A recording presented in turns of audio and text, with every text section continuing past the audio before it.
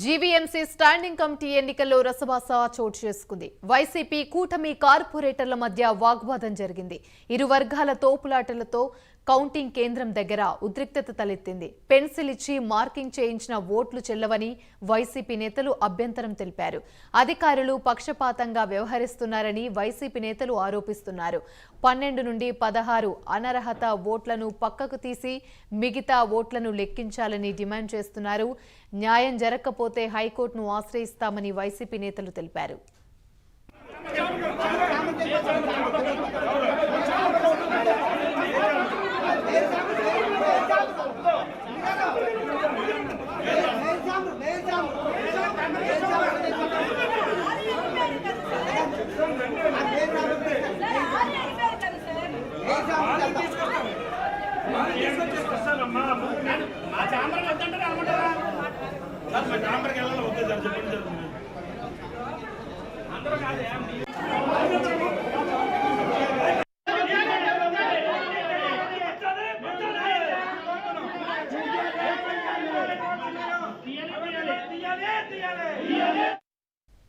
GVMC standing committee ఎన్నికల్లో రసాభాస చోటు చేసుకుంది. వైసీపీ కూటమి కార్పొరేటర్ల మధ్య వాగ్వాదం జరిగింది. ఇరు వర్గాల తోపులాటతో కౌంటింగ్ కేంద్రం దగ్గర ఉద్రిక్తత తలెత్తింది. ఇదే అంశానికి సంబంధించి మరిన్ని వివరాలు మా ప్రతినిధి నాయుడు లైవ్ ద్వారా అందిస్తారు. మరిన్ని అప్డేట్స్ నాయుడు చెప్పండి. గుడ్ ఈవినింగ్ ఏమని. విశాఖ జీవీఎంసీ స్టాండింగ్ కమిటీ ఎన్నికలు అయితే మాత్రం రసవత్తరంగా సాగుతున్నాయని కూడా మనం చెప్పుకోవచ్చు. ఎందుకంటే ఓవరాల్గా 98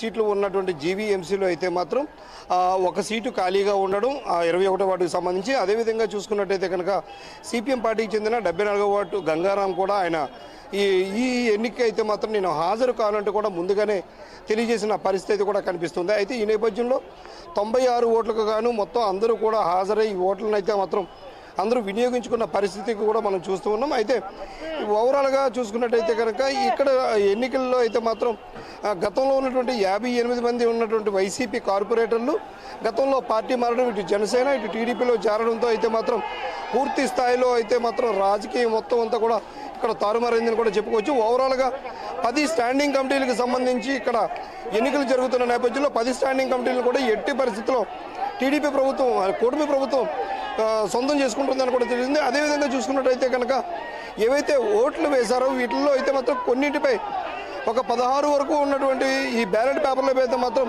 పెన్సిల్తో మార్కు చేసినటువంటి కొన్ని మార్కులు ఉండడం, అదేవిధంగా చూసుకున్నట్టయితే కనుక ఏదైతే స్వస్తిక్ మార్క్ ఉందో స్వస్తిక్ మార్క్తో పాటు పెన్సిల్ మార్కులు ఉన్నటువంటి వాటిని అయితే మాత్రం ఖచ్చితంగా ఇన్వాలిడ్ చేయాలంటూ కూడా వైసీపీ కార్పొరేటర్లందరూ కూడా పట్టుబట్టిన పరిస్థితి కూడా కనిపిస్తుంది. అయితే వీటిని ఏవి కూడా లెక్క చేయకుండా అధికారులు ఏకపక్ష నిర్ణయం తీసుకున్నారని వాటిని అన్నింటినీ కూడా పరిగణించి లెక్కలోకి తీసుకోవడంతో అయితే మాత్రం టీడీపీ 10కి 10 స్థానాలు కూడా గెలుచుకున్న పరిస్థితి ఉంది. కానీ ఇప్పటి వరకు అఫీషియల్గా అనౌన్స్ చేయనప్పటికీ కూడా మొత్తం ఓవరాల్గా కూడా 10 కూడా మొత్తం ఓవరాల్గా స్టాండింగ్ కమిటీలో అయితే టీడీపీ కూటమి ప్రభుత్వం అయితే స్వాధీనం చేసుకున్న పరిస్థితి కూడా మనకి తెలియవచ్చింది. అయితే ఏవైతే ఈ 16 ఓట్లకు సంబంధించి వీళ్ళు ఏదైతే నిరసన చేపట్టారో నిరసనను కూడా లెక్క చేయకుండా అధికారులు అయితే మాత్రం పూర్తి స్థాయిలో వాటిని అన్నింటి కూడా లెక్కింపి వెనకాల సిచ్యువేషన్ చూస్తే చాలా ఉద్రిక్తంగా మారినటువంటి కనిపిస్తుంది. ఒక్కసారి అది చూపించండి. సంబంధించి వీరందరూ కూడా నిరసన చేపట్టారు. దీనికి సంబంధించి ఇప్పటికే ఈ కూటమి నాయకులు అయితే కనుక సంబరాల్లో కూడా మునిగి తేలిన పరిస్థితి కూడా కనిపిస్తుంది. ఎందుకంటే ఇప్పటి వరకు జీవీఎంసీ ఎన్నిక అయిన తర్వాత ఈ వైసీపీ ప్రభుత్వ హయాంలో ఏర్పడినటువంటి ఈ కుటుంబంలో ఇప్పటి వరకు కూడా స్టాండింగ్ కమిటీలో అయితే మాత్రం ఒక్కసారి కూడా ఒక్క స్థానాన్ని కూడా లేనటువంటి పరిస్థితి ఉంది. అయితే ఈ నాయకులు ఎవరైతే కార్పొరేటర్లు పార్టీ మారారో అదేవిధంగా కుటుంబ ప్రభుత్వం ఏర్పాటు అయిన తర్వాత అయితే మాత్రం పూర్తి స్థాయిలో కుటుంబ ప్రభుత్వం ఏర్పడిన తర్వాత అయితే మాత్రం మొత్తం అంతా కూడా రాజకీయం మారిందని కూడా చెప్పుకోవచ్చు. ఈ మారిన నేపథ్యంలో నాయకులు కూడా ఎవరైతే కార్పొరేటర్లు ఉన్నారో వీళ్ళందరూ కూడా పూర్తి స్థాయిలో వీళ్ళందరూ కూడా పార్టీ మారడంతో అయితే మాత్రం పూర్తిగా జీవీఎంసీలో అయితే మాత్రం కూటమి ప్రభుత్వానికి ఆధిక్యం వచ్చిన పరిస్థితి మనకి కనిపిస్తున్నట్టుగా కనిపిస్తుంది. మనం విజువల్స్లో చూసినట్టయితే కనుక ఎవరైతే వైసీపీ నాయకులు ఉన్నారో వీళ్ళందరూ కూడా ఇక్కడ నిరసన చేపడుతున్న పరిస్థితి కూడా కనిపిస్తుంది.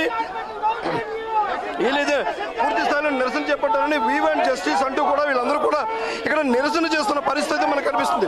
అంటే గతంలో వీళ్ళు స్టాండింగ్ కమిటీ కావచ్చు, ఇటు మేయర్ కావచ్చు, డిప్యూటీ మేయర్ కూడా పూర్తి స్థాయిలో వైసీపీ హయాంలో ఉన్నటువంటి అన్నీ కూడా ఇప్పుడు పూర్తి స్థాయిలో చేజారిపోవడంతో అయితే మాత్రం వైసీపీ కార్పొరేటర్లు అందరూ కూడా ఒక అనాలోచితంగా మాట్లాడుతున్నట్టు కూడా కనిపిస్తుంది. అదేవిధంగా చూసుకున్నట్టయితే కనుక ఇక్కడ పూర్తి స్థాయిలో ఈ అధికారులందరూ కూడా ఏ విధంగా పూర్తి స్థాయిలో అయితే మాత్రం వీళ్ళందరూ అధికారులందరూ కూడా ఈయనకి వత్తాసు పలుకుతున్నారని, అదేవిధంగా వీళ్ళందరూ కూడా టీడీపీ కూటమి ప్రభుత్వానికే వీళ్ళు ఏకపక్షంగా చేస్తున్నారంటూ కూడా చెబుతున్న పరిస్థితి కూడా కనిపిస్తుంది. అయితే ఈ వైసీపీ కార్పొరేటర్లు అయితే కనుక వీళ్ళందరూ కూడా చెబుతున్నది ఏంటంటే అందరూ కూడా అక్రమంగా ఎన్నికైతే మాత్రం అక్రమని, దీన్ని ఎట్టి పరిస్థితుల్లో మేము అంగీకరించమంటూ కూడా వీళ్ళు చెబుతున్న పరిస్థితి కూడా కనిపిస్తుంది. ఇందులో ఎవరైతే ఓటమి పాలయ్యారో వీళ్ళందరూ కూడా చూడొచ్చు, మనం మాట్లాడచ్చు. సాడి పద్మారెడ్డి మనతో పాటు ఉన్నారు, ఇవి తెలుసుకుందాం. మేడం చెప్పండి. ఎలక్షన్ అనేది చాలా దారుణంగా చేశారు. ప్రిసైడింగ్ ఆఫీసర్ కూడా చాలా తప్పుదలు ఉన్నాయి. పెన్నులు స్కెచ్లు ఏవి పంపించకూడదని చెప్పి 14 మంది ఓటర్స్ స్కెచెస్ రాశారు. Blue sketch, yellow sketch, green sketch అనేసి ఒక కోడ్ పెట్టి కార్పొరేటర్లు భయభ్రాంతులు చేసి ఓట్లు వేయకుండా స్కెచ్లు పెట్టడం వల్ల, మార్కులు వేయడం వల్ల, ఐడెంటి వల్ల వాళ్ళు ఎవరికి ఓటు వేయలేకుండా భయభ్రాంతులు చేసి కూటమికి ఓట్లు వేసేలా చేశారు. అది చాలా తప్పు. మాకు 41 ఓట్లు వచ్చినాయి. మాకు కానీ భయభ్రాంతులు చేయకపోతే మా ఓట్లు మాకు వచ్చి ఉండేవి, మేము గెలిచి ఉండేవారు. కానీ కూటమి ప్రభుత్వం చాలా అన్యాయం చేస్తుంది. కూటమి ప్రభుత్వం చేసినంత అన్యాయము. అలాంటప్పుడు ఎలక్షన్స్ అనేది పెట్టకూడదు. సీక్రెట్ కోడ్ ఎక్కడైంది? ప్రజాస్వామ్యం ఎక్కడ ఉన్నది? ప్రజాస్వామ్యంలో ఓటు వేసుకున్న హక్కు ఒక కార్పొరేటర్ కి ఒక 20,000 మంది సెలెక్ట్ చేసుకుంటే మనిషిని కార్పొరేటర్ కూడా ఓటు వేసుకున్న హక్కును కూడా ఇవ్వలేకపోతే ఇంక ఇదేది ప్రజాస్వామ్యంలో ఉంది? కూటమి ప్రభుత్వం ఎంత ప్రజాస్వామ్యం నడిపిస్తుంది? చాలా తప్పుదారులు నడిపిస్తుంది. మాకు న్యాయం కావాలి. ఎలక్షన్ మాకు క్యాన్సిల్ చేయాలి. న్యాయం కావాలి. 14 ఓట్లు, 14 స్కెచ్ లోపల పంపించారు. మమ్మల్ని తనిఖీలు చేసి ఒక పెన్సిల్ ఏమీ వెళ్ళకూడదని చెప్పారు. మరి 14 స్కెచ్లు లోపలికి ఎవరు పంపించారు? ఏ అధికారులు పంపించారో కావాలి. ఓకే, ఇక్కడ మనతో పాటు ఇక్కడ ఏదైతే స్టాండింగ్ కమిటీ నుంచి వైసీపీ ఫ్లోర్ లీడర్ ఉన్నారో ఈయన కూడా తెలుసుకుందాం. సార్ అసలు ఏం జరిగింది? ఎందుకు యాక్చువల్గా స్థాయి సంఘాలు సజావుగా ఎప్పుడు జరిగేవి. ఈసారి చాలా అన్యాయంగా 14 మంది ఇన్వాలిడ్ ఓట్లు అయితే దానికి కమిషనర్ గారు ఎలాగ యాక్సెప్ట్ చేశారు అర్థం అవట్లేదు. స్వయంగా కమిషనర్ గారు ఆ మార్కులు ఉన్నాయి, కానీ ఏ విధంగా నేను తీయాలో తెలియదు అంటున్నారు. అది కరెక్ట్ కాదు. యాక్ట్లో అసలు పెన్సిళ్ళు, పెన్నులు తేకూడదని చట్టంలో ఉంది. అయినా ఎలుగు పెన్సిల్ మార్కులు పెట్టారు. దాన్ని ఇన్వాలిడ్ చేయండి అంటే అది చేయలేని పరిస్థితులు ఉన్నారు. ఏదైనా కూటమి ప్రభుత్వం ఎంత అన్యాయంగా, ఎంత అప్పదంగా కమిషన్తో అనౌన్స్ చేయించడం మేము ఎప్పుడూ కూడా 20 సంవత్సరాల రాజకీయ జీవితంలో ఎప్పుడు కూడా మేము ఏ కౌన్సిల్లో కూడా చూడలేదు. దయవంచి ఇలాంటి తప్పుడు పనులు చేసి గెలిచారు తప్ప నిబద్ధతతో, నిజాయితీతో గెలవలేదని నేను చెప్తున్నాం. నిబద్ధత, నిజాయితీతో మా సభ్యులు గెలిచినట్టే మేముగా ఊహించుకుంటున్నాం. ఇంతలాంటి అన్యాయాలు ఎప్పుడు చేయకూడదని కూడా మరి కూటమి పెద్ద చంద్రబాబు నాయుడు ప్రోత్సాహంతోనే ఇదంతా జరిగిందని మేమైతే తెలియజేస్తున్నాం. ఇక్కడ మనతో పాటు వైసీపీ కార్యదర్శి మరియు మేయర్ భర్త అయినటువంటి శ్రీనివాస్ గారు కూడా ఉన్నారు. సార్ ఏ విధంగా చూడొచ్చు దీన్ని? సార్, ఇది ఎలక్షన్ జరిగింది. 10 మంది కూడా కూటమి సభ్యులు గెలిచారని చెప్పారు. ఇది పూర్తిగా అవాస్తవం.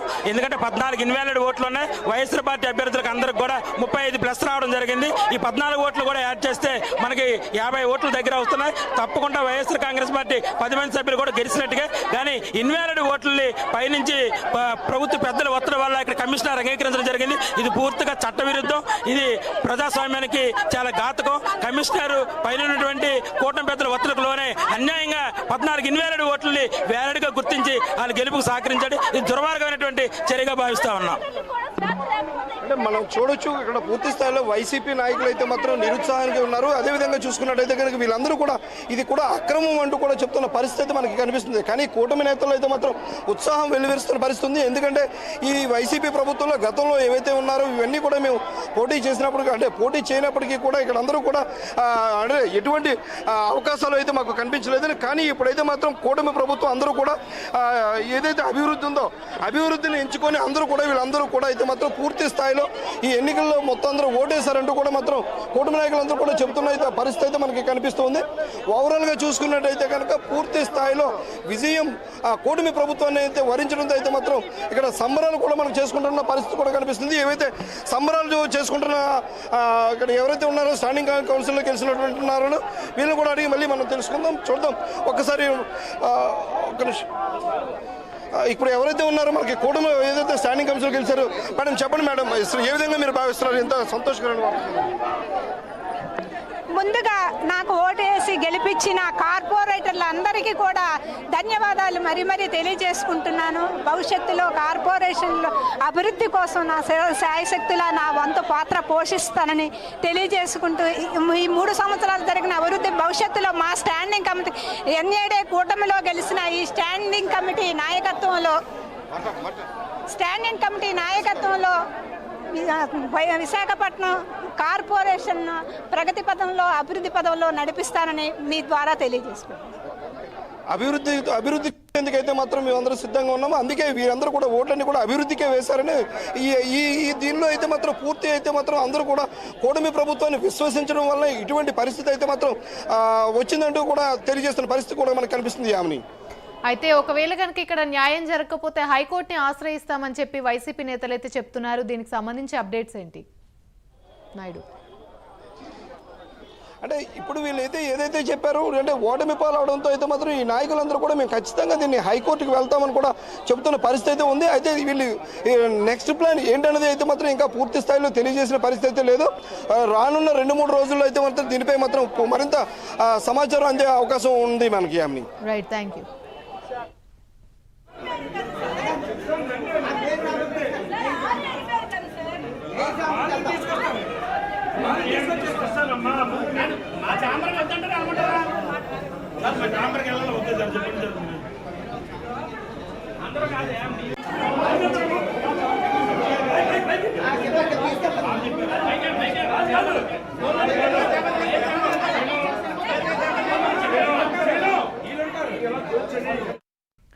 జీవీఎంసీ స్టాండింగ్ కమిటీ ఎన్నికల్లో రసాభాస చోటు చేసుకుంది. వైసీపీ కూటమి కార్పొరేటర్ల మధ్య వాగ్వాదం చోటు చేసుకుంది. ఇరు వర్గాల తోపులాటలతో కౌంటింగ్ కేంద్రం దగ్గర ఉద్రిక్త వాతావరణం తలెత్తింది. పెన్సిల్ ఇచ్చి మార్కింగ్ చేయించిన ఓట్లు చెల్లవని వైసీపీ నేతలు అభ్యంతరం వ్యక్తం చేశారు. ఇక అధికారులు పక్షపాతంగా వ్యవహరిస్తున్నారని వైసీపీ నేతలు ఆరోపిస్తున్నారు. 12 నుండి 16 అనర్హత ఓట్లను పక్కకు తీసి మిగతా ఓట్లను లెక్కించాలని డిమాండ్ చేస్తున్నారు. న్యాయం జరగకపోతే హైకోర్టుని ఆశ్రయిస్తామని వైసీపీ నేతలు చెప్తున్నారు. మా